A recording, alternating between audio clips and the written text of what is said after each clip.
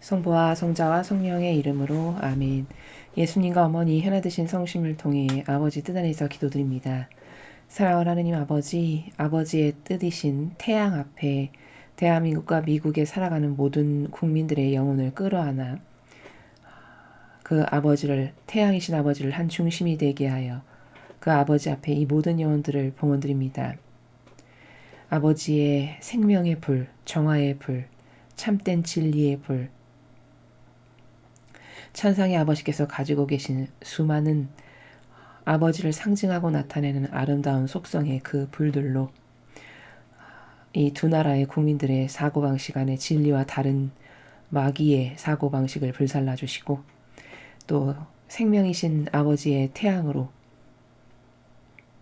저희들 안에 죽어있는 혹은 아버지와 끊어지고 절단된 그 생명의 새로운 줄기들을 다시 자라나게 하여 주셔서 아버지께 다시 연결될 수 있도록 축복하여 주시옵소서. 이 정화의 불과 생명의 불로 매 현순간 저희들 안에 악을 불살라 주시고 죽은 것을 다시 키워 살려주시는 그런 은총으로 모두 회복될 수 있도록 그 은총으로 축복하여 주시옵기를 갈망으로 청원드립니다. 그리하여 이제 아버지께서 다스리실 새천년 새 예루살렘을 저희들이 살아가기에 합당한 자녀들 될 수 있도록 그 아버지의 뜻에 올바른 반영을 하는 저희가 될 수 있도록 축복하여 주시옵소서. 이 모든 기도 우리 주 예수 그리스도의 이름으로 기도드리나이다. 아멘. 성부와 성자 성령의 이름으로 아멘. 안녕하십니까. 하나님의 뜻 선교의 피아수녀입니다. 오늘도 여러분들과 함께 하느님 아버지께서 사랑하시는 자녀들에게 주신 진리의 나라 학습해 보도록 하겠습니다. 2022년 11월 8일 대중을 위한 메시지. 저 모리는 또다시 하느님 아버지의 성심이라고 알게 된 큰 불꽃을 봅니다. 하느님 아버지께서 말씀하십니다. 자녀들아 나의 계명들에 순종하지 않는 한 너희는 개인적 거룩함에 이를 수 없다. 나의 계명들은 너희의 개인적 거룩함을 위해 너희가 반드시 사용해야 하는 기본 요소들이다. 나의 계명들을 전부 지키지 않는 이는 아무도 천국에 들어오지 못한다. 너희의 심판의 순간에는 협상이 없다. 너희는 타협을 통해 천국으로 들어갈 수 없다. 이러한 이유에서 너희 자신의 삶을 세심히 살펴보아 너희가 틀림없이 계명들에 순종하고 있는지를 확실히 하는 것이 중요하다. 각 영혼은 살면서 언젠가 하나 또는 하나 이상의 계명들을 어긴다. 이것은 인간이기에 그런 것이다. 이 계명들을 거스르는 행동 양식을 형성하지 않도록 주의하여라. 계명들에 순종하지 않는 다른 이들을 알고 있다고 해서 그것을 너희 자신의 불순종의 변명으로 삼지 마라. 너희는 단체 또는 어떤 이와 연관되어 심판받는 것이 아니라 개인별로 심판받는 것이다. 너희 자신의 행동에 대해 책임을 지고 너희의 거룩함의 삶을 다른 이와 비교하지 마라. 너희는 너희 자신의 공로와 과실에 따라 심판받을 것이다. 주님의 말씀입니다. 하느님 감사합니다.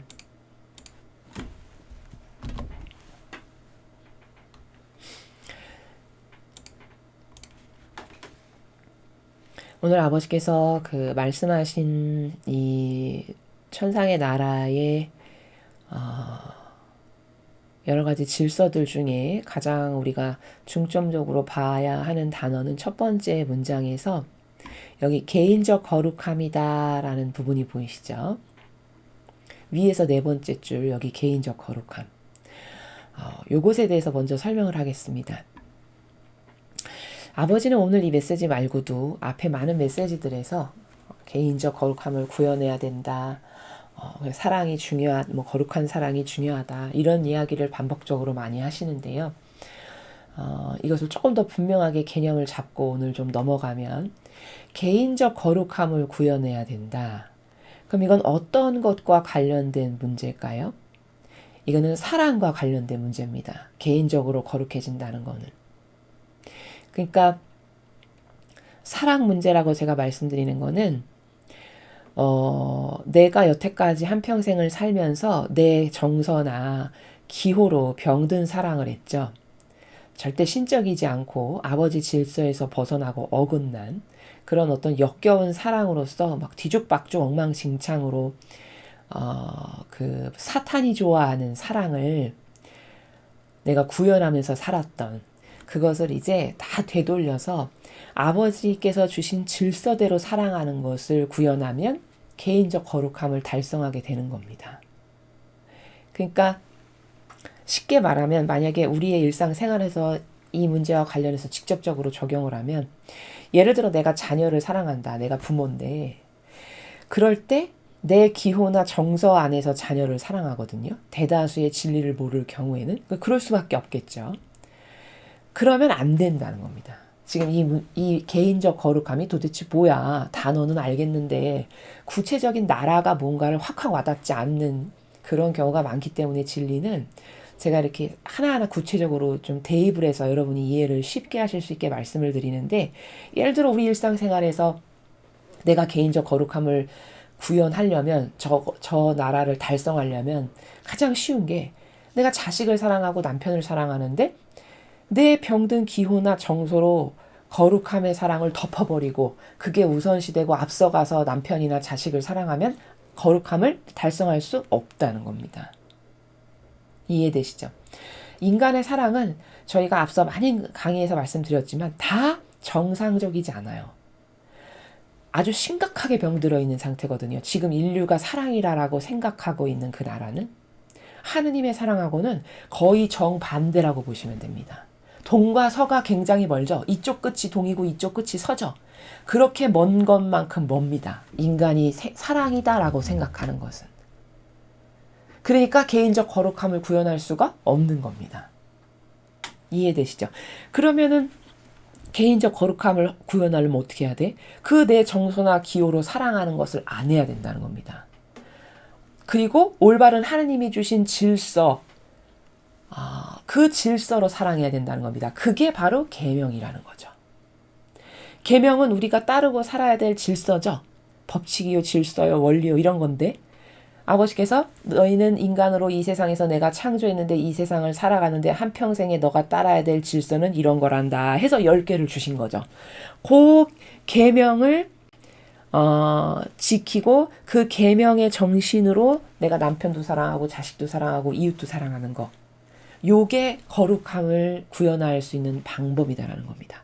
그래서 아버지께서 첫 번째 문장에 나의 계명에 순종하지 않으면 너는 개인적 거룩함을 돌달할 수 없다, 달성할 수 없다. 이렇게 말씀하신 이유가 이 개인적 거룩함은 사랑 문제인데 사랑을 내 병든 걸로 하니까 너의 그 병든 걸로 사랑하는 걸 다 버리고 내 계명으로 사랑하는 거를 네가 다시 되돌려서 계명 정신의 근거에서 사랑해야 네가 거룩함을 달성할 수 있다.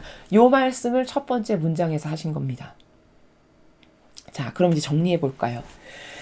개인적 거룩함의 원칙이라는 것은 사랑 문제인데 다시 말해 그럼 계명의 근거에서 내가 지금까지 비틀린 잘못된 나의 사랑의 나라를 다 버리고 계명의 근거에서 사랑의 나라를 다시 올바르게 잡아보면 개인적 거룩함을 달성하려면 계명의 첫 번째가 하느님을 사랑하는 거죠.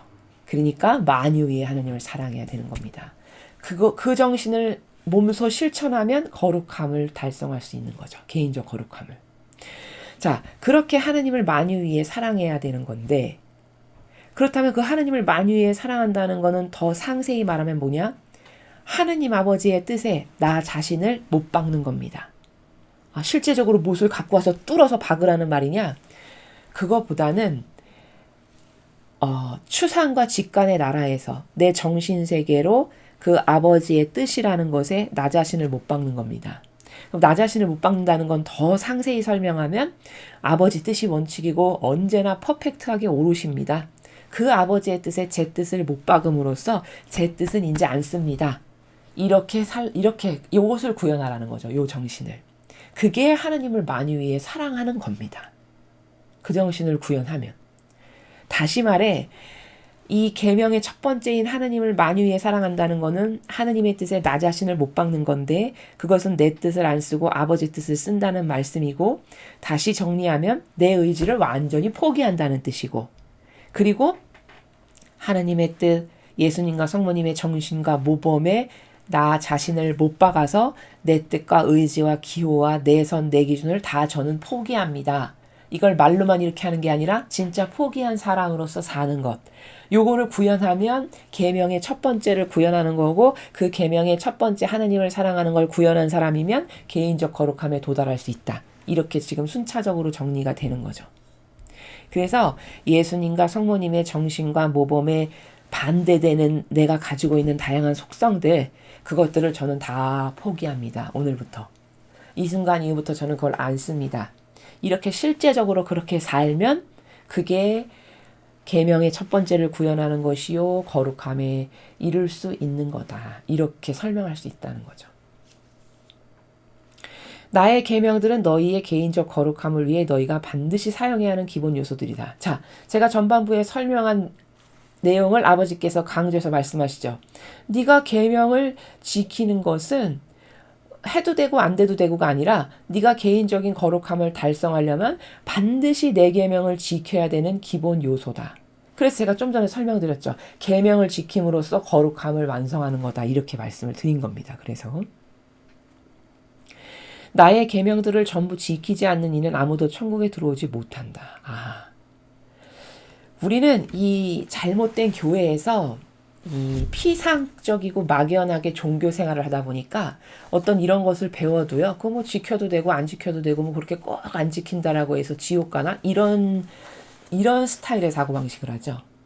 해두고만 안 해두고만. 뜨뜻미지근하고 그냥 지식적으로 내가 외웠어 그러면 안다라고 착각하는 이런 여태까지 피상적인 사고방식을 살았기 때문에 진리의 나라에 맞지가 않는 거거든요.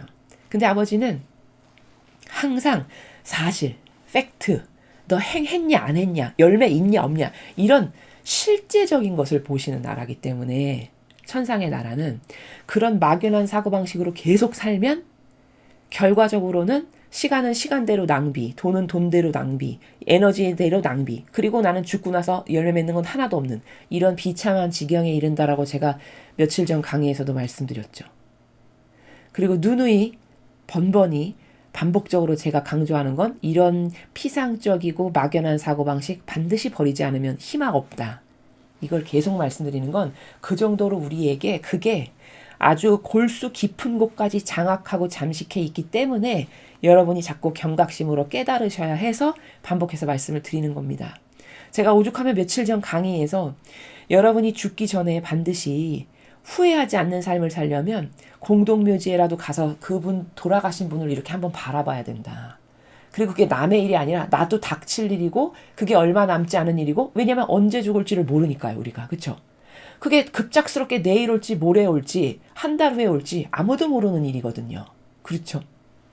그럼 마음이 그것 하나만으로도 굉장히 겸허해집니다. 그런 것을 생각하고 반추할 때 인간은. 그럴 때 겸허해지고 조금 정직해져요. 겸손해지고. 그럴 때 인성을 조금 죽일 수 있습니다. 뭔가 그런 충격적인 것을 막닥뜨릴 때.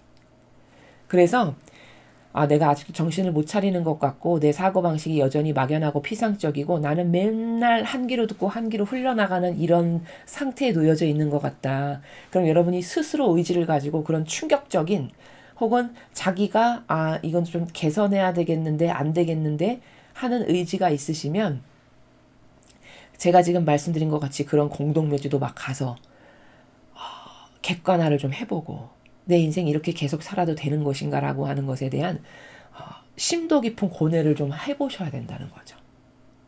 그래서 오늘 이것도 개인적 거룩함? 뭐 거룩함은 성인 성녀나 구현하는 거지 무슨 나 같은 사람이 거룩함을 구현해. 이런 식의 사고방식 있죠. 이런 거. 이런 게 다 잘못된 거고 우리 안에 악이 여기서 교란을 일으켜서 그런 거다라는 겁니다. 그건 어떤 특별한 사람만 하는 것도 아니요. 게다가 지금은 마지막 시대고 앞으로 우리가 살아갈 시대는 성화 시대이기 때문에 예전에 우리가 살았던 사고방식과 정신으로 똑같이는 절대 살아갈 수 없는 나라입니다. 그래서 계명을 지켜두고만 안 지켜두고만은 그거는 구원의 피아 시대에나 그런 사고방식을 해도 물론 옳은 사고방식은 아닙니다만 그렇게 태연하게 사고방식을 해도 아무런 문제나 결격사가 없다고 생각할지 모르겠으나 지금은 시대 자체가 다르기 때문에 우리가 살아갈 시대가 허들이 이렇게 또 하나 높아진 시대이기 때문에 계명은 반드시 지켜야지, 안 그러면 나는 구원 못 받는구나. 이것에 대한 확고부동한 인식, 이런 게 필요하다는 거죠. 지금 아버지께서 말씀하시죠. 계명을 안 지켰어. 전부 지키지 않았어. 그럼 아무도 천국 못 온다. 이렇게 말씀하시잖아요. 그러니까 이거는 해두고만 안 해두고만이 아니라 반드시 해야 될, 구원 받고 싶다면 물론 반드시 해야 될 필수 불가결한 사항이라고 말씀하시는 거죠. 너희의 심판의 순간은 협상이 없다.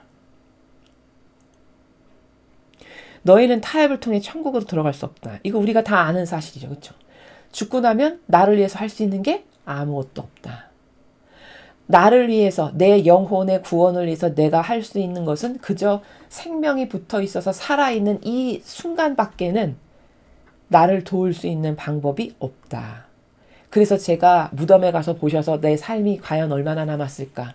난 얼마 남았는지 알지도 못하고, 우리가 10년 가는 거 금방이고 막 20년 가는 거 순식간이잖아요. 언제 내가 이렇게 됐지? 할 만큼 금방금방 지나가지 않습니까? 그런 속도로 계속 지나갈 텐데 앞으로도. 그럼 얼마나 마음 안에 위기의식을 느끼고 뭔가 경각심을 가져야 되는, 이게 정상이죠. 그렇죠? 그렇지 못하고 맨날 똑같다면은 그것은 비정상 가운데 지금 자기가 있지만 만연해가지고, 마치 매일 조금씩 비소 먹으면 언제 죽는지도 모르지만 내 안에는 이미 축적돼서 내가 그것에 중독이 되어 있는 이런 것과 똑같은 상황이다, 내 영혼이. 이런 것을 잘 인식하셔야 된다는 거죠. 이런 이유에서 너희 자신의 삶을 세심히 살펴보아 너희가 틀림없이 계명들에 순종하고 있는지를 확실히 하는 것이 중요하다. 지금 계속 강조해서 요 관점, 요렇게도 말씀하셨다가 저렇게도 말씀하셨다가 강조해서, 그쵸? 하고 계십니다, 아버지께서. 그러니까 자기 삶을 세심히 살펴보아. 그래서 제가 세심히 살펴보아가 공동묘지에라도 가보셔야 된다라고 말씀드린 바로 그런 나라입니다. 그래서 틀림없이 계명에 지금 내가 순종하고 있는지, 내가 만연에 찌들어서 맨날 유유자적하면서 살고 있진 않는지를 잘 체크해보고 빨리빨리 순간순간마다 바꾸려고 하는 의지와 다양한 노력들이 중요하다라는 말씀이죠. 각 영혼은 살면서 언젠가 하나 또는 하나 이상의 계명들을 어긴다, 이렇게 말씀하십니다. 그러니까 10개가 있는데 10개를 다 완벽하게 지키는 사람이 없다는 겁니다. 왜냐? 이것은 인간이기에 그런 것이다. 왜? 인간의 나약성, 한계, 이런 구태의연함, 기타 등등 제가 이 인간의 여러 가지 문제들을 매일 조금씩 말씀드리잖아요. 우리 사고방식의 문제들. 이런 부족함들 때문에 하나 이상의 계명을 자기가 어기면서 살아간다. 그러나 어기면서 살아가는 것도 모를 만큼이죠. 그렇죠? 우리가 그 정도 수준이라는 겁니다. 그러니까 너는 지금 이런 상태니까 이 계명들을 거스르는 행동 양식을 형성하지 않도록 주의해라. 자, 계명을 거스르는 행동 양식을 형성 안 하도록 주의해라. 이게 무슨 뜻일까요? 그러니까 이런 거죠. 내가 계명을 거스르는 행동 양식의 대표적인 게 뭐냐면 이런 겁니다. 제가 서두에 말씀드렸는데, 사랑 관계에서 첫 번째가 만유의 하느님을 사랑하는 거 어떻게 하는 건지 제가 지금 설명드렸죠. 그럼 아까 계명의 카테고리 중에 하단부는 이웃을 사랑하는 거잖아요. 근데 그 이웃 중에 첫 번째 이웃이 누구냐면 가족입니다. 가족. 그렇죠. 그럼 이제 이웃을 사랑하라 하셨으니까 가족도 사랑해야 되는데, 가족을 사랑할 때 부딪히는 문제가 제일 많죠. 차라리 남은 무덤덤하게 대할 수도 있고 매일 얼굴을 맞닥뜨리지 않으니까 거기서 트러블이 많이 일어나지도 않습니다. 그렇죠? 또 혹은 가끔 보는 사람이면 거룩한 무관심으로 대하기도 쉬워요. 근데 문제는 뭐냐면, 사랑하지 않으면 불행해질 수밖에 없는 관계가 가족인데, 그래서 성경에서 예수님은 너는 원수를 사랑해라의 그 원수가 저기 공산당 빨갱이 무신론자 뭐 이런 원수가 아니고, 그 원수를 사랑하란 말이 아니라 너는 가족을 사랑해라를 원수를 사랑해라고 표현하신 거거든요. 예수님께서. 그럼 왜 가족을 원수를 사랑하라고 쓰셨을까? 가족이 원수되기가 제일 쉬운 관계죠. 그렇죠? 제일 쉬운 관계입니다. 자칫 잘못하잖아요. 사랑이 뭔지를 몰라서 이 계명에 근거한 사랑으로 살지 못하죠. 그럼 금방 원수 될 수 있죠. 그렇죠? 남보다도 못한 관계 되기가 쉽상인 게 가족입니다. 이렇게 굉장히 미묘하면서도 나랑 밀접한 관계를 가진 이 주변 환경의 첫 번째가 가족인데, 그럼 가족을 어떻게 사랑하는 게 똑바로 사랑하는지만 알아도, 그쵸? 그래도 계명을 잘 지켜서 이 거스르는 행동 양식을 내가 구현하지 않겠죠. 자, 그게 뭔지에 대해서 이제 말씀을 제가 드리려고 합니다. 자, 그럼 먼저 이 가족 간의 사랑 관계를 이야기하기에 앞서 거룩한 사랑이 뭔가를 먼저 생각해 보죠. 거룩한 사랑 이런 단어가 굉장히 많이 나오거든요. 특히 아버지가 주시는 메시지에서. 그럼 거룩한 사랑은 말은 좋은 단어인 건 알겠는데 거룩한 사랑이 구체적으로 뭐야? 자, 이거는 너는 거룩한 사랑을 구현해라. 거룩한 사랑으로 살아라. 이렇게 말씀을 하시는데 이거는 하느님 뜻 안에서 사는 겁니다. 그럼 대다수 사람은 거룩한 사랑을 구현하지 않고 있어요. 결과부터 말씀드리면. 왜? 하느님 뜻 밖에 벗어나서 내 뜻과 내 자아와 내가 좋아하는 기호, 정석, 경향, 내 기준으로 사니까. 이거는 하느님 뜻 안에서 안 사는 거예요. 결과부터 말씀드리면. 그럼 이건 거룩한 사랑 실천하는 거 아닙니다. 그리고 그렇게 내 뜻과 내 의지, 기호, 정석, 경향으로 막 살죠? 그럼 절대 가족 간에 사랑 실천할 수 없고 하나 될 수 없어요. 거긴 다 트러블 생길 수밖에 없습니다. 그거는 마치 이 일은 이와 같은 수학 공식과도 같은 거예요. 너무나도 당연한. 가족이 만약에 4명이다. 4명이 다 거룩한 사랑 정신 안에서 살면 그 가족은 죽는 그날까지 행복할 수 있습니다. 아니 오히려 거기서 더 시너지와 가치가 창출돼요. 거룩한 사랑 가운데에서 이 가족 구성원들이 살면. 아버지 뜻 안에서 사는 게 거룩한 사랑으로 사는 겁니다.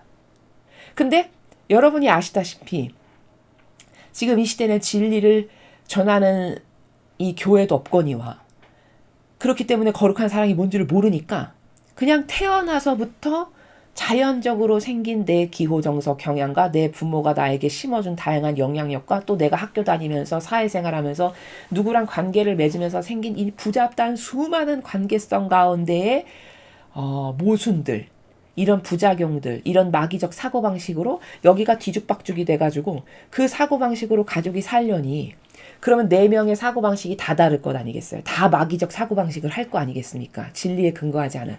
그럼 이 4명이 사는데 거기 어떻게 평화가 있을 수 있나요? 그럼 불가능한 거죠. 그렇죠? 그러니까 가족 간의 문제가 많은 겁니다. 이 시대는.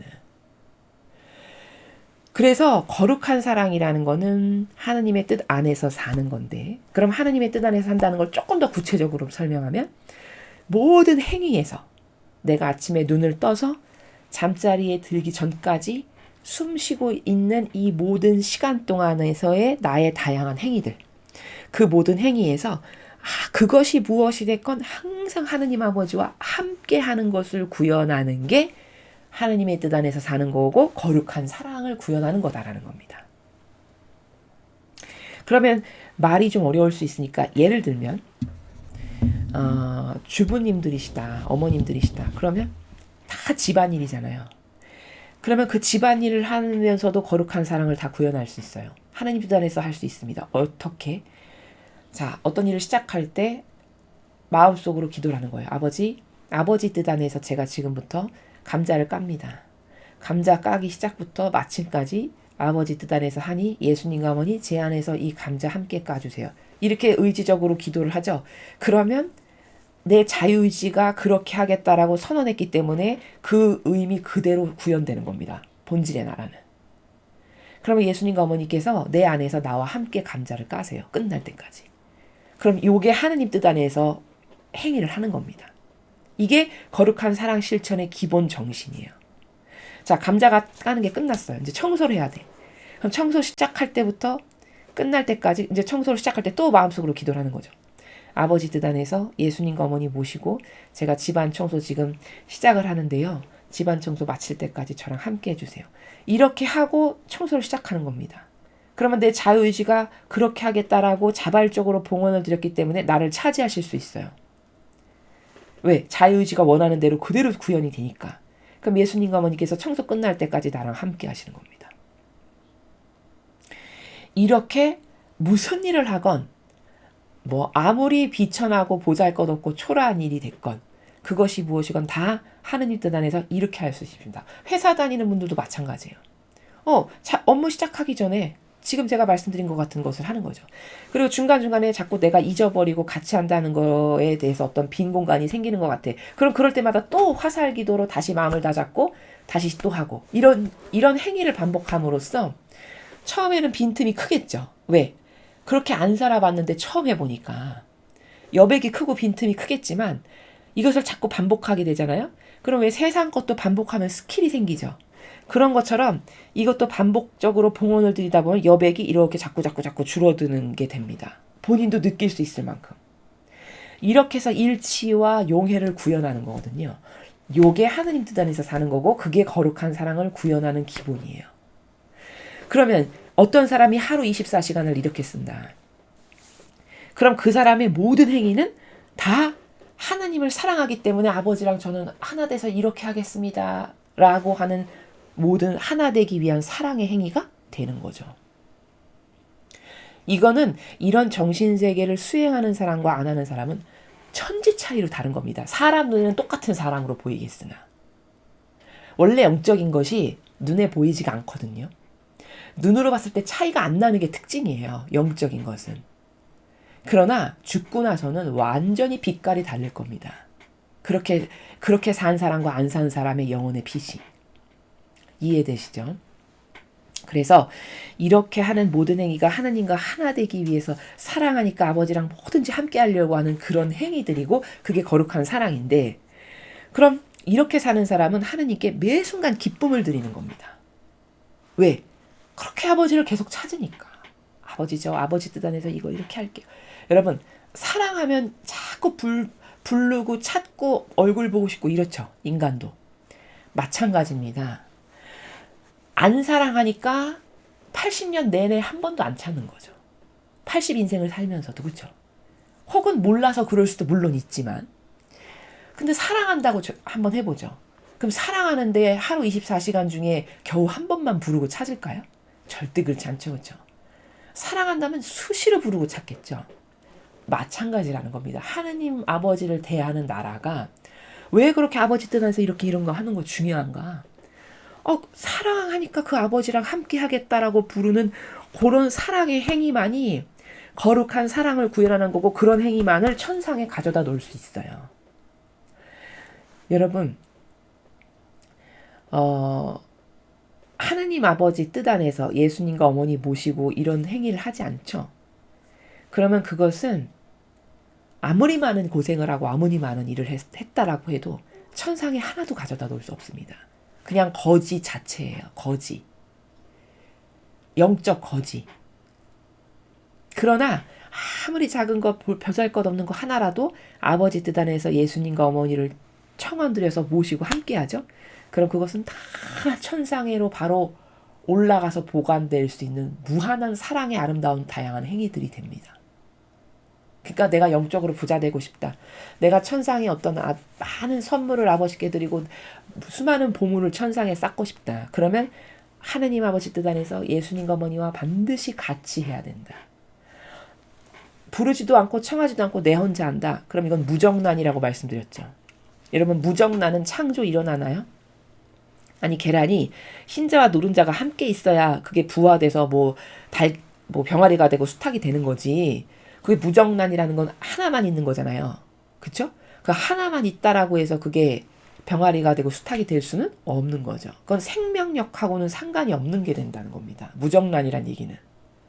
그리고 유정란이 되게 하려면 내 육이 아버지 뜻 안에서 내 인성과 그분의 신성이 만날 때 이럴 때 유정란이 되고 여기서 드디어 창조가 일어나는 거기 때문에 그런 창조 결과물들만 천상에 가져다 놓을 수 있다라는 겁니다. 그러니까 그렇게 하셔야만 천상에 내가 쌓을 것도 있고 부자도 되는 거지 그렇지 않고 내 뜻에서 막 혼자 아무렇게나 아무리 거대하고 위대하고 많은 일을 한다 한들 그 천상하고 아무 상관도 없다. 이것을 아시면 여러분이 매 순간 함께하는 노력을 하시겠죠. 자, 이제 그런 행위에 대해서 지금 하나님의 뜻 안에서 사는 게 무엇인지에 대해서 지금 이렇게 제가 쭉 설명을 드렸습니다.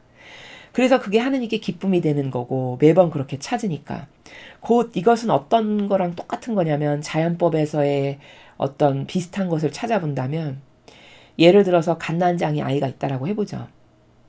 갓난장이 아기가 태어나가지고 막 하는 게 고작 뭡니까? 응애 배고프면 울거나 아니면 기저귀에 똥오줌 싸거나 가끔 엄마 바라보면서 방긋방긋 웃거나 할 줄 아는 게 이거밖에 없죠. 그렇죠? 갓난쟁이가 뭘 하겠습니까? 이제 막 태어났는데. 근데 그 세상의 부모는 그 갓난쟁이가 그냥 똥오줌이나 싸고 힘들게 하고 배고프다고 울고 이렇게 해도 그 아이 때문에 아우 지겨워 죽겠네. 이렇게 말하는 사람은 그런 부모님은 없습니다. 그냥 빵긋빵긋 웃을 때마다 아유 귀여워 죽겠네. 아유 예뻐라. 이렇게 이야기하죠. 궁뎅이도 막 두들기면서 그렇게 막 똥오줌 싸도 잘 쌌다라고 막 이러고. 그렇죠. 그럼 왜 그럴까요? 할 줄 아는 거 아무것도 아니고 육적으로 힘만 들게 하는데. 그러나 그렇게 사랑의 존재라고 보담고 쓰다듬고 이쁘다라고 하고 뽀뽀하고 이렇게 하잖아요. 그럼 무슨 차이입니까 그게? 바로 그게 그 부모라고 하는 울타리 안에 완전히 속해 있는 나만을 바라보는 나를 사랑하는 존재라는 그 존재적 가치 자체만으로도 기쁨이 되기 때문에 그런 거거든요. 그 아기가 나에게 기쁨인 이유는 그렇죠. 부모님들은 맞아 그러실 겁니다. 그러면 내가 하나님께 그런 존재가 돼야 된다는 겁니다. 뭐 대단하게 많은 막 위대한 일을 해야지만 막 하나님이 사랑하시는 영혼일 거야. 이거는 잘못된 사고방식입니다. 그렇다고 해서 내가 무관한 존재로 하나님께 아무것도 안 해드리고 막 살아도 되나 보다. 이런 말도 아니고요. 중요한 건 뭐냐. 그 갓난쟁이 아이가 아무것도 할 줄 모르고 부모를 육체적으로 힘만 들게 해도 부모님은 그냥 예쁘다라고 하고 귀엽다라고 그러고 쓸어안고 뽀뽀하고 등 두드리고 엉덩이 두드리는 이유는 왜일까? 그 존재가 어떤 자기의지로 뭐를 막 주장하거나 이게 옳다라고 하거나 고집스럽게 뭐 어떤 것에 애착과 집착을 해서 거기에만 몰두하거나 이런 게 없이 온전히 부모라는 존재에 속해서 그 부모만을 바라보면서 막 빵긋빵긋 웃는 나에게 속해 있는 나에게 의탁되어 있는 나를 사랑하고 믿는 그 존재적 생명이라는 거 하나만으로 예쁜 거라는 거죠. 그렇죠. 그럼 내가 나를 창조하신 하느님께 그런 아기와 같은 반향을 해야 된다는 겁니다. 이래서 내 기호 정서 경향을 버려야 된다라고 그렇게 말씀을 드리는 거예요. 그게 얼마나 역겨운 악인지를 자기가 아직 깨닫지 못해서라는 거죠. 그 아기가 자기 기호 정서 경향을 갖고 있어서 이제 태어나는데 자기 고집스럽게 자기 의지를 관철시키려고 하는 이런 게 있다라고 생각해 보십시오. 얼마나 안 어울리겠나. 그렇죠. 그리고 그런 건 꼴불견이라고 하겠죠. 만약에 그런 걸 지니고 있다면 아이가. 그게 우리라는 거죠. 우리가 고작 그렇게 순수하게 작은 아기로 온전히 의탁만 되어 있어도 하느님은 역겨워하시진 않을 텐데 그 아버지 뜻에 온전히 속하기는커녕 엉덩이에 뿔난 망아지처럼 그냥 내 뜻으로 드세게 뭔가를 왕처럼 아버지를 벗어나서 뭔가 힘을 쓰고 거기서 내가 하느님처럼 살고 이런 역겨운 것을 하기 때문에 마치 신발 밑창에 솟아오른 목 같은 존재로 하느님께 고통을 드리는 게 되는 거죠. 이해되시죠? 그래서 그 아기를 하느님이 그렇게 예뻐하시고 기뻐 행복해 하시는 것은 왜일까를 알고 내가 아버지께 그런 존재가 되어야 되겠다라는 이것을 우리가 발견해야 된다는 겁니다. 자, 그러면 여기서 지금 다시 거슬러 올라가서 거룩한 사랑을 제가 설명했습니다. 이제 거룩한 사랑이 어떻게 구현하는 것인지를 아실 텐데요. 모든 행위를 하느님과 함께하는 게 하느님 뜻 안에서 사는 것이고 곧 거룩한 사랑을 구현하는 거다. 자, 그러면 여기 다시 되돌아와서 아까 제가 개인적 거룩함을 구현하는 것은 사랑의 관계인데 첫 번째 하나님을 만유의 전부로 사랑하는 것은 설명했고, 그럼 계명의 하단부는 이웃을 사랑하는 건데 이웃의 첫 번째가 가족인데 가족 간에 어떻게 사랑해야 그럼 계명 가운데 살아가는 거냐. 거스르는 행동 양식을 형성하지 말아라 라고 말씀하셨는데, 그럼 거스르는 행동 양식이 도대체 뭔가 이걸 설명해야 되죠. 이게 지금 저 말씀에서 우리가 가족 간의 관계에서 어떤 민감한 부분은 부모 자식 간의 관계, 그리고 남편과 아내와의 관계죠. 그렇죠? 그러면 부모 자식 간의 관계에서 제가 설명을 드리겠습니다. 특히 동양권 문화는 이 서양권 문화와 비교를 해서, 서양은 막 20살만 돼도 독립해서 막 자기들이 독립적 주체를 가지고 살잖아요. 근데 동양 문화는 이게 유교라고 하는 데서 온 어떤 뿌리 깊은 정서가 있다 보니까 나이가 들어도 부모 밑에 이렇게 종속적으로 살아가는 것이 익숙하고, 또 그게 어떻게 보면 뭐 미덕 같기도 하고, 이런 여러 가지 서양하고는 다른 정서가 있죠. 이제 그런 거 가운데서 살다 보니까 부모님이 자식에게 양육하는 방식도 서양하고는 많이 다른 게 뭐냐면, 자신의 어떤 기호나 정서 나라에서 자녀를 기릅니다. 더 리얼하게 표현하면 자기의 기호와 정서를 강요해요. 자식에게 이게 맞는 거야. 이렇게 해야 돼.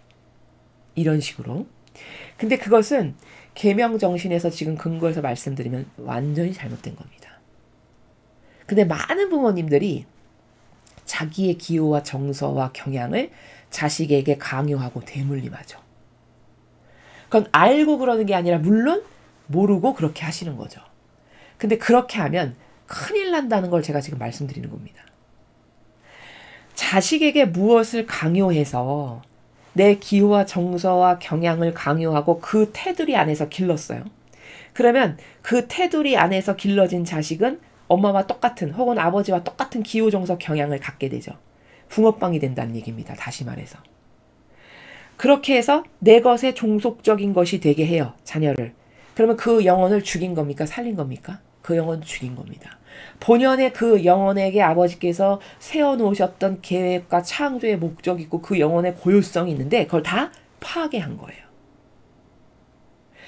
자식은요, 자기의 자식이기 이전에 하나님의 자녀입니다.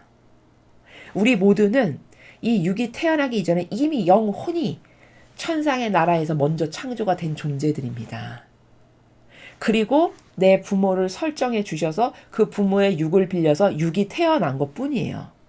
그리고 부모의 존재적 가치는 어떻게 인식하는 게 올바른 거냐면, 하느님이 나에게 이 자녀를 잘 기르라고 맡겨주셨구나.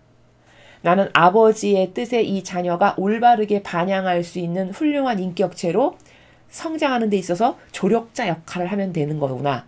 이게 부모가 자식을 기를 때 올바른 정신의 나라는 이 나라에서 자식을 양육해야 됩니다. 근데 그렇지 않죠. 대다수는 자기가 좋아하는 걸 강요해요. 자기가 옳다라고 생각하는 걸 막 하라고 하고, 이게 자기의 기호와 정서와 경향이라는 프레임에 그 영혼을 가두는 겁니다. 그렇죠. 그러면 결국 한 영혼을 똑같은 붕어빵으로 만들어 놔가지고 원래 그 영혼에게 아버지께서 가지고 계셨던 계획 다 파괴하는 겁니다. 엄청난 죄입니다. 이건 몰라서 그렇지. 이것은 계명에 위배되는 정신이기 때문에 제가 죄라고 말씀을 드리는 거예요. 왜 위배되냐? 계명의 하단부에 보면은 도둑질하지 말아라, 뭐 간음하지 말아라. 이게 다 뭐죠? 남의 권리를 존중해라, 이 말씀이죠.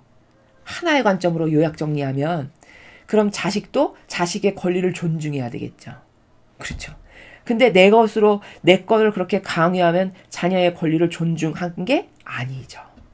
그럼으로써 그 영혼을 다 고유성과 모든 것을 잃어버리게 하고 파괴하는 그 역할을 남이 하는 게 아니라요. 놀랍게도 부모가 합니다. 그렇죠. 이렇게 해서 자녀를 다 불구자를 만들어요. 요즘 시대가 이런 게 심하죠. 또 하나의 아바타를 만드는 거죠. 나랑 똑같은. 물론 그게 의도하지 않았고 몰랐어서 그렇게 한 것은 맞으나, 그렇다고 해서 그것에 관련된 죄나 벌까지 안 받는다라고는 장담할 수 없는 겁니다. 이해되시죠? 그래서 왜냐하면 진리의 나라에서 봤을 때 사랑은 절대 강요하는 것이 아니거든요. 아버지도 심지어 강요를 안 하세요. 그래서 옳은 것을 쫙 말씀하시고 그러나 네 자유의지가 선택할 일이다. 항상 이렇게 말씀하시죠. 그분이 신이신데 나를 만드신 분인데도 불구하고 그럼 그런 분, 그 아버지도 그렇게 하실진데 난 어떻게 해야 될까요? 절대 그 선을 넘으면 안 되겠죠. 근데 다 자기가 자기에게 종속적인 자녀가 되게끔 만듭니다. 요즘 시대 부모님들이. 이거는 잘 생각해 봐야 될 일이고 만약에 그렇게 해서 내가 자식에게 영향력을 끼친 게 있어. 그러면 여러분은 반드시 고해성사 보셔서 그 죄로부터 벗어나셔야 돼요. 여러분에게도 안 좋습니다. 부모님들에게도. 이거는 본인도 잘 생각해 보셔야 될 게 본인도 남이 강요하면 싫죠. 인간은 다 똑같거든요. 누구나. 본인도 강요당하면 싫어요. 근데 자식에게 뭔가를 강요해서 자꾸 자기의 어떤 똑같은 속성을 가진 제2의 붕어빵이 되게 한다. 그러면 안 된다는 거죠. 그래서 강요해서 자기 인생의 일부가 되게 하면 절대 안 된다. 그래서 심각한 경우는요. 그렇게 해서 자녀가 길러지잖아요. 그러면 어떻게 되냐면요. 어렸을 때부터 그런 나라에서 길러지죠. 그 자녀가 장성하죠. 그러면 오히려 나중에 그 엄마나 아버지의 테두리에서 벗어나면 두려워해요. 그 자녀가. 그런 두려워하고 불안증을 느끼는 인간이 됩니다. 이러면 엄청난 죄를 자식에게 짓는 겁니다. 아마 지금 시대에 제가 지금 설명하는 이 말을 듣고 맞아 이러실 분들 엄청 많으실 겁니다. 이거 다 회개해야 될 일이에요. 이거 진리에 반하는 겁니다. 반대로 그러면 지금 제가 부모가 자녀에게 하지 말아야 될 잘못된 병든 사랑을 이렇게 주면 안 됩니다를 제가 말씀드린 거고요. 그게 계명을 거스르는 행동 양식이라고 지금 아버지께서 말씀하신 거예요. 그거를 주의하라고 말씀하신 겁니다. 이게 지금 제가 설명한 이 디테일한 나라가 계명을 지키지 못하게 거스르는 너의 잘못된 인간적 행동 양식, 그걸 주의해라라고 말씀하시는 요 문장을 제가 지금 설명하려고 이렇게 객관화를 한 겁니다. 자, 그럼 이제 반대로 자식이 부모에게 대해야 되는 나라를 생각해 보죠. 이거 잘못 이해하면 그러면 자식은 한없이 자식이 막 살아도 그냥 내버려 두라는 말이네. 수수방관하면서 그 말이 아닙니다. 자식이 계명에 반하는 어떤 정신을 가지고 있고 그걸 행해. 그러면 호되게 야단쳐야 되겠죠. 그렇죠? 하느님의 질서, 법, 계명에서 벗어난 것을 자식이 행하고 거기에 맞들이고 그걸 애착하고 집착해. 그러면 엄청 호되게 야단쳐야 되는 게 이게 부모님의 또한 마땅히 하셔야 될 의무입니다. 그런데 자식이 부모를 대할 때 부모를 부모로 존중을 안 한다. 계명의 부모를에게 효도하라고 쓰여 있잖아요. 그렇죠? 그럼 자녀 되시는 분들은 그거 반드시 해야 되는 거죠. 부모님을 사랑하고 공경하고 존중하라는 얘기잖아요. 근데 그 부모님을 부모로서 존중하거나 사랑하거나 공경을 안 해. 그러면 어떻게 해야 된다라고 성경에 나와 있는지 자녀 되시는 분들 혹시 아십니까? 신명기 21장 18절에서 21절을 반드시 읽어보십시오. 거기 자녀가 그렇게 버르장머리가 없고 부모를 막대하고 깔보고 무시한다. 이건 제 현대적인 제 단어로 표현한 겁니다. 그거는 구약 시대니까 그 구약의 나라에 맞게끔 거기는 설명이 돼 있고요. 그렇게 무시한다. 그러면 장로에게 그 자식을 데려가잖아요. 그럼 장로에게 데려가서 우리 자식이 이렇다라고 다 이야기를 하면은 시민들이 몰려나와서 돌로 쳐 죽이라고 되어 있어요. 그런 자녀는. 이게 하느님의 법입니다. 그럼 요즘 세상에 부모님을 부모님으로 대하지 않고 깔보고 무시하는 자녀들 많으시죠? 여러분의 죄는 구약으로 치면 돌로 쳐맞아서 죽어야 될 죄입니다. 그 정도로 무서운 겁니다. 역으로 부모님에게 이렇게 대하는 것도.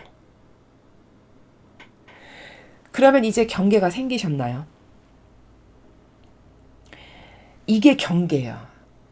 가족 간에 사랑해야 될 신적 질서 법칙에서의 경계. 부모는 자녀에게 어떻게 해야 되고 자녀는 부모를 어떻게 사랑해야 되는지를 제가 경계값을 지금 설명드린 겁니다.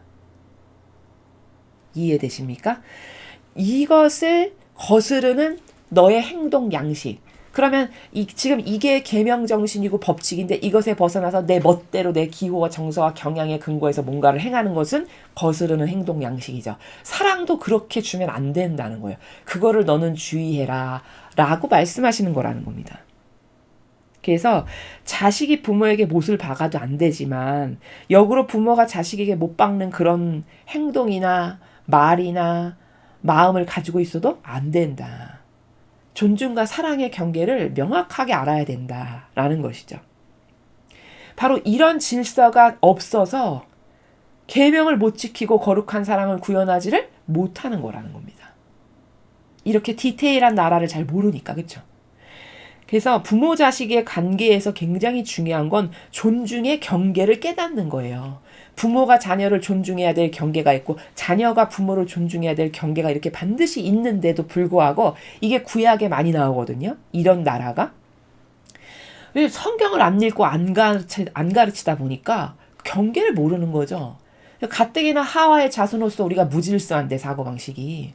이런 진리를 못 배우니까 무질서 자체로 막 살아가지고 그 부작용이 막 자식에게도 가고 또 거꾸로 자식이 부모도 그런 부작용 가운데에서 부모 가슴에 못을 박거나 이런 일이 비일비재해서 제일 아름다운 사랑으로 빛을 발해야 될 공동체인 가정이 그냥 와르르르 무너지고 막 흔들흔들하는 요즘 세상이 그런 것은 다 이런 아버지가 주신 계명의 근거에서 이런 질서 가운데 사랑을 하면 얼마나 아름답겠습니까? 그렇죠?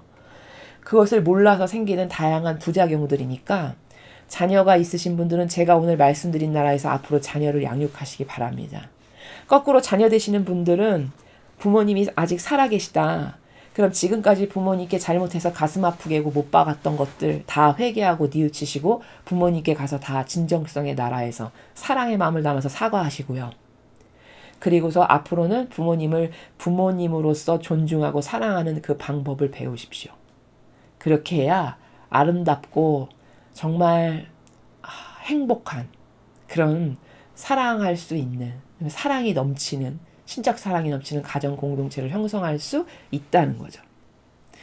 그래서 이웃의 첫 번째인 가족 간, 그 가족 간의 문제는 강요와 구속의 문제다. 절대 어떤 영혼도 그것이 누구이든 간에 강요나 구속을 할 권리는 아무에게도 없다. 하느님이 아니시기 때문에 심지어 하느님도 강요와 구속은 안 하신다. 이해되시죠? 그 다음 자신의 기호와 정서를 절대 자녀에게 교육하면 안 된다. 이건 엄청난 죄를 짓는 거다. 왜? 자기 기호와 정서가 마귀거든요. 그게 진리에서 나온 게 아니잖아요. 그렇죠? 그럼 마귀를 대물림하는 건데 얼마나 큰 죄악을 저지르는 겁니까? 그 다음 자기 뜻으로 자녀를 종속적으로 기르는 죄. 이거 엄청난 죄라고 제가 지금 설명을 드렸습니다. 나에게 종속적인 내 하수인을 만드는 거잖아요. 이러면 안 된다는 거죠. 그건 다시 한번 강조해서 말씀드리지만 내 자식이 이전에 하느님의 자녀입니다. 여러분도 하느님의 자녀이듯이 여러분의 자녀도 하느님의 자녀입니다.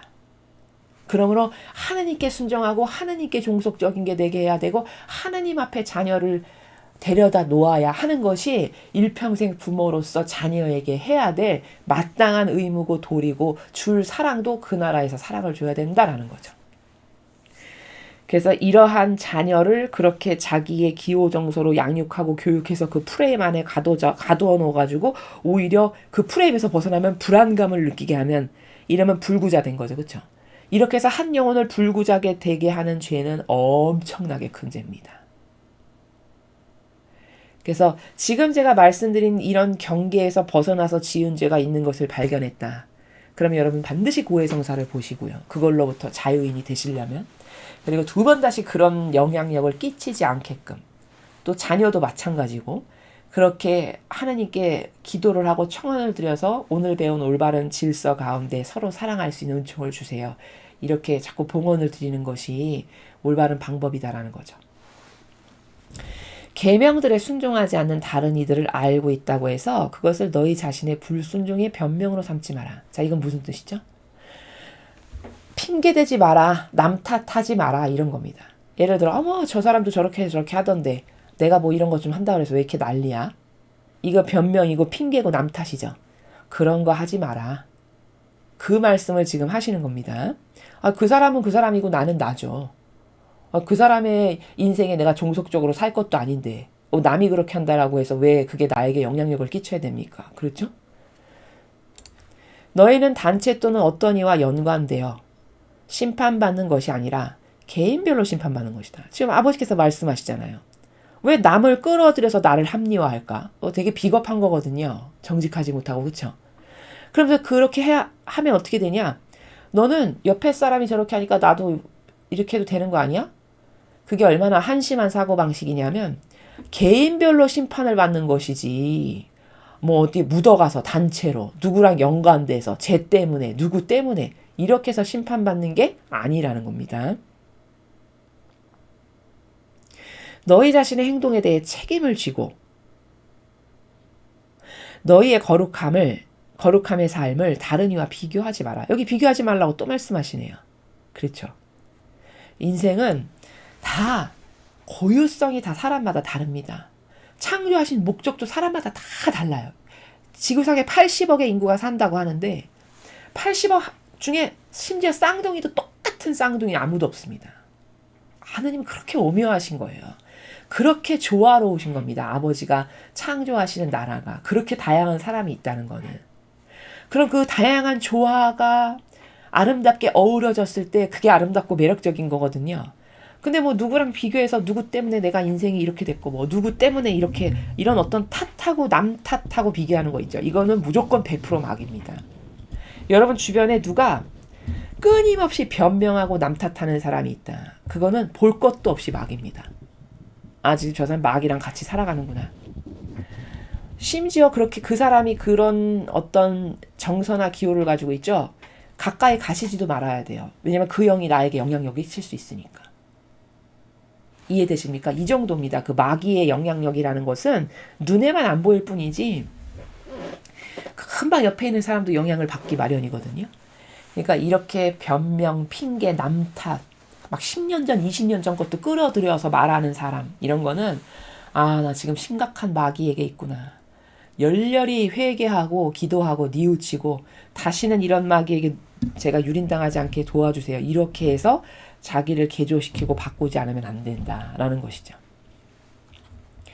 너희는 너희 자신의 공로와 과실에 따라 심판받을 것이다. 또 한 번 정리해서 말씀하시죠. 자신의 공로와 과실, 잘못한 거. 공로는 내가 쌓은 업적이죠. 그거에 따라서 심판을 받게 된대요. 자, 여기 공로가 나와서 하나 말씀을 드리면 여러분 공로가 뭔가요? 결론부터 이야기하면 천상의 나라는 공로로 갑니다. 공로로 간다는 게 무슨 뜻일까? 공로는요, 모든 죄를 용서받습니다. 공로가 있는 사람은. 어마어마하죠? 그럼 도대체 그 공로가 뭘까? 예를 들어, 엄청난 희생. 남하고는 비교할 수도 없는 엄청난 희생을 드렸다. 그게 공로입니다. 대표적인 분이 예수님이시죠. 그렇죠? 예수님의 공로는 뭐죠? 본인의 죄도 아니신데 세상 창조 때부터 마지막 순간에 이르기까지의 영원히 지은 모든 죄악을 다 끌어안고 그것을 갚기 위해서 돌아가시기까지 했어요. 그럼 이거 엄청난 공로죠. 그렇죠? 왜? 엄청난 희생이니까. 이런 게 공로입니다. 예를 들어 남하고는 비교할 수 없는 엄청난 기도. 누가 60년을 한결같이 진정성의 나라에서 한치도 벗어나지 않고 아버지 뜻 안에서 기도했다. 이런 거. 이것도 공로죠. 또 누가 50년 평생 동안 수십 킬로씩 걸으면서 배상과 보석에 기도를 했다. 이런 거 다 공로입니다. 혹은 엄청나게 큰 돈을 일평생 내가 100억을 모았는데 100억을 다 하느님을 위해서 봉헌했다. 이런 거 다 공로입니다. 그 공로라는 것은 왜 공로라는 이름을 붙였냐면 희생의 크기가 커서예요. 그럼 그 희생의 크기는 물질이 될 수도 있고 고통이 될 수도 있고 뭐 기도가 될 수도 있고 배상보석이 될 수도 있고 기타 등등 이렇게 자신이 할 수 있는 범주 내에서의 이런 큰 희생이 뒷받침되는 사랑을 하느님께 입증의 증거로 내어드린 거잖아요. 저는 아버지를 이 정도로 사랑합니다. 여러분 생각해 보세요. 예수님이 목숨을 바치셨어요. 그러면 일단 우리를 그렇게 사랑하신다는 표징이고, 그렇죠? 목숨을 내놓을 만큼. 또 아버지를 그 정도로 사랑한다는 표징입니다. 왜? 아버지가 그걸 원하시기 때문에 자원해서 하신 거거든요. 그럼 아버지가 인류 구원되는 걸 원하시니까 내가 자원해서 해야지.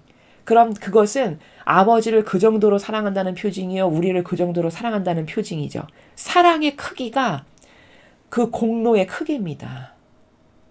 비례하죠. 그렇기 때문에 그렇게 목숨을 내놓을 만큼이면 전부로 사랑했구나 입증되는 거죠. 그렇죠? 아니, 목숨을 내놨으니까 전부지 뭡니까? 그럼 전부로 사랑했기 때문에 그 엄청난 사랑의 표징으로 모든 것을 하늘과 땅의 권한을 다 받을 만큼 그래도 타당하다는 거예요. 아무도 저 사람에게 왜 저런 걸 줍니까? 이렇게 이의제기를 할 수가 없어요. 공로가 너무너무 커서. 이해되십니까? 이런 게 공로예요. 그래서 그런 공로는 천상의 나라에 갈 수밖에 없다. 모든 죄도 용서받는다. 그 사랑의 크기의 희생의 크기 때문에. 이해되시죠? 그래서 왜 그 어떤 신문이나 뉴스 이렇게 나잖아요. 한평생 할머니께서 그냥 리어카 끄시면서 사셨는데 평생 모은 막 10억 쾌척하셨습니다. 이런 게 뭐냐? 그게 왜 훌륭하다라고 세상도 박수치는 거냐면 그 전부를 내놓은 거죠. 자신은 그렇게 안 입고 안 쓰고 가난하게 한평생 사셨는데 그러면 그게 전부로 사랑한다는 증거죠. 전 재산을 만약에 내놨으면 그거를 공로라고 하는 겁니다. 그러니까 그 사람은 천국에 갈 수밖에 없죠. 왜? 전부를 내놨는데 가기에 합당하죠. 제가 일평생 고통으로 모진 삶을 살면서도 불평불만 없이 이렇게 낭비하지 않고 한 이 모든 행위를 오로지 아버지를 사랑해서 아버지께만 드립니다. 라고 하는 표징의 도장을 딱 찍은 거 아닙니까? 결정적으로. 그렇죠. 그러니까 그게 공로가 된다는 거예요. 그런 공로는 천상에 갈 수밖에 없다는 겁니다. 그러니까 뭐를 여러분이 봉헌하실 때도 이런 개념이 있으셔야지 의미적인 나라에서 알고 하시는 거죠. 또 돈만 그러냐? 그런 거 아닙니다. 제가 서두에 말씀드렸죠. 엄청난 큰 희생, 예수님 같은. 또 일평생 기도를 묵주를 손에서 논 적이 없어. 지문이 다를 만큼. 엄청난 남은 그 정도의 10분의 1, 억만 분의 1도 안 할 만큼의 기도를 한평생 했다. 이것도 다 이런 거 다 공로입니다. 그래서 이런 공로는 사랑의 표징을 아버지께 드린 실제적인 거기 때문에 그 실제적인 것에 근거하여 천상의 나라에 가기에 합당해지는 거다. 라는 것을 여기 지금 공로와 과실에 따라 심판받는다는 이 문장이 나와서 여러분에게 설명을 드렸습니다. 자, 오늘은 개인적 거룩함 어떻게 구현하는 건가, 그리고 거룩한 사랑은 어떻게 구현하는 건가, 이렇게 크게 두 가지를 말씀드렸습니다. 근데 그 거룩한 사랑을 구현하지 못하게 하는 마귀의 방해 중에 하나가 가족 간의 어떤 다양한 트러블이나 오해들, 그런 건 왜 생기는 거고, 그거는 사실 신적 질서의 경계를 몰라서인데, 지금까지 우리는 가르쳐주는 사람이 없어가지고 몰라서 내 정서와 기호대로 자녀를 양육했고 자녀도 부모님께 함부로 대한 게 있다면 이거 지금까지 한 거는 몰라서 한 겁니다. 제가 이제 오늘 배웠으니까 오늘부터 완전히 싹 다른 사람이 되겠습니다. 이런 각오와 의지를 똑바로 가지고 앞에 것은 다 회개하고 뉘우치시고 그것으로부터 영향 끼친 거 있으면 다 되돌려주세요. 이런 기도를 여러분이 진정성으로 하시면서 그렇게 해서 앞으로는 사랑의 경계, 존중의 경계를 잘 구현하셔서 정말 행복한 가정이 여러분 모두가 그런 가정생활을 하실 수 있으셨으면 좋겠습니다. 이상으로 2022년 11월 8일 대중을 위한 메시지 해설을 마치겠습니다. 감사합니다.